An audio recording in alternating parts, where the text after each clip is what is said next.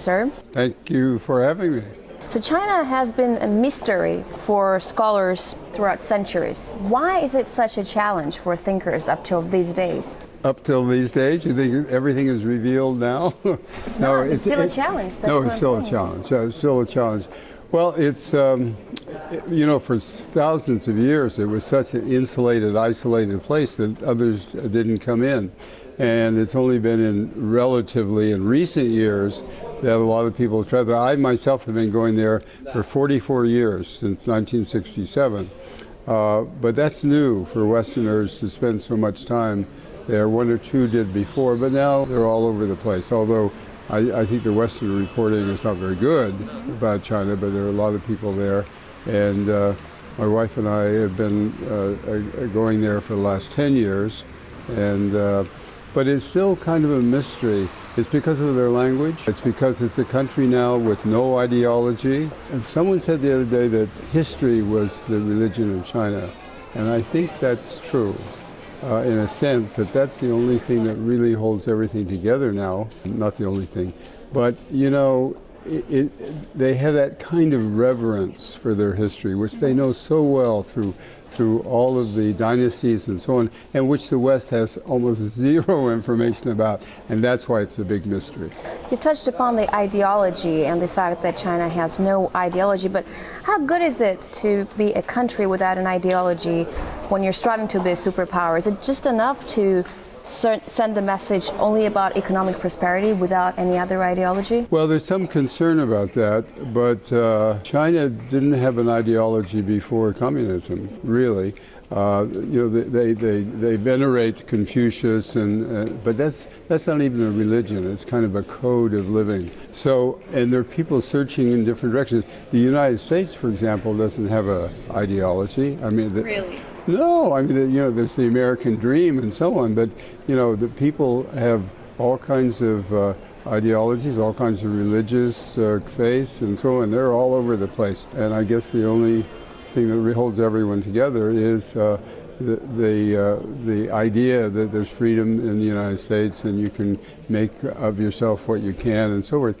And a little of that is involved now in China too. Here's another question. Everyone asks themselves, is China a socialism or is it a capitalism? And I'm not even talking in terms of ideology, but in terms of a regime. It's not socialism, but it's socialism with Chinese characters. Now, if you can figure out what that means, that would help a lot, because no one knows what it means. It's not a socialist country, it's not a communist country, but here we're sitting in Russia. Now think about this. At the end of the last century, two great countries gave up communism, Russia and China. And what's happened? China's number two in the world economically. Russia's a little stuck in the mud by being too much energy in their economy and too little energy in their people. They've lagged way behind of these two countries that gave up communism. Very interesting study. I don't think it's been done, but it's certainly an interesting question. How did China do it, and why Russia couldn't do it? Why has Russia not done it, so to speak? Well, we just brought up an interesting point. As for the BRIC countries, can they keep up with China's growth?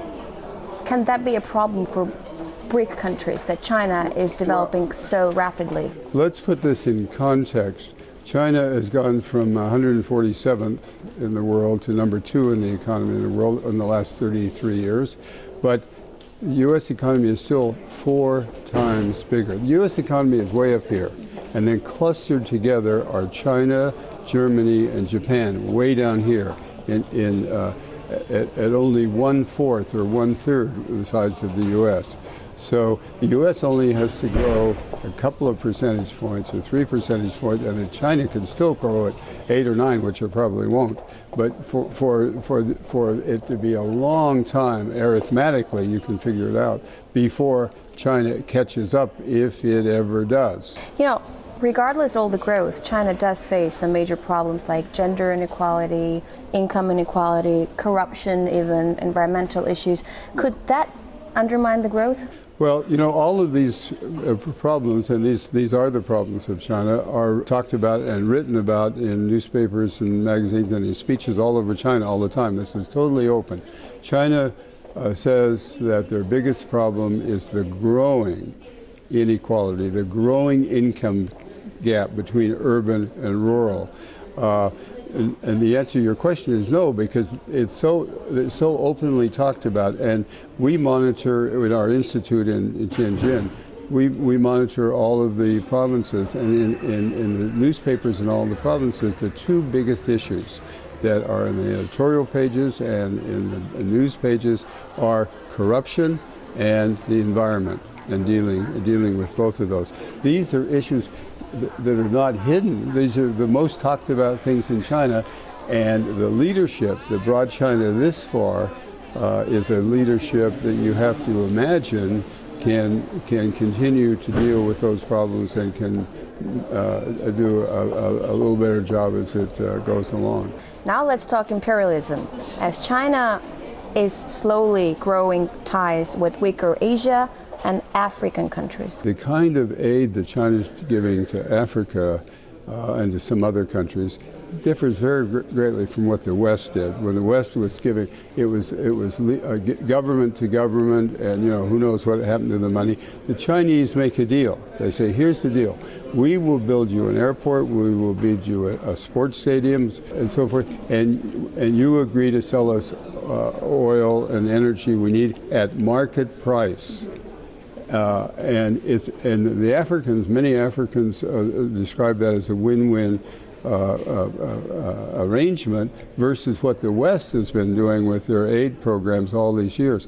So China is absolutely connecting with Africa as well as Asia because of how smart they've been in the arrangements they have to create win-win situations with those countries. So it's economy only and not the will to evolve into an imperialist state. To build an empire? Yeah. No, China has never been an acquisitional country to begin with, but they're making their arrangements and their deals not to acquire anyone or to build an empire, but it's mostly on an economic basis to assure themselves of the resources that they need for the rapid growth they're experiencing and in our view will continue to experience. So here's what also many people think, that with its economic and military growth, China is poised to become the center of the new multipolar world. It's a multipolar world,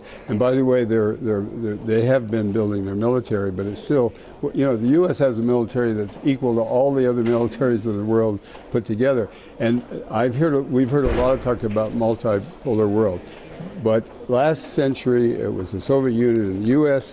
This century, to be very simple-minded about it, this century is the U.S. and China. That world is going to be dominated by the bipolar connection of China and the U.S. And countries will make decisions and calibrate their actions against what they perceive will be the response of the U.S. and or China. There will be a bipolar world replacing the Soviet Union and U.S., but on a very different basis. So no Cold War? Yes. A Cold War, but sort of a Cold War, but with the Soviet Union on an ideological basis, with China on an economic. What do you think China's strategy is in relations to Russia? I'll summarize the strategy. Russia is the biggest producer of oil in the world. China is the biggest consumer of energy in the world. That dictates the strategy. Joe Nesbitt, thank you very much for this interview. Thank you very much.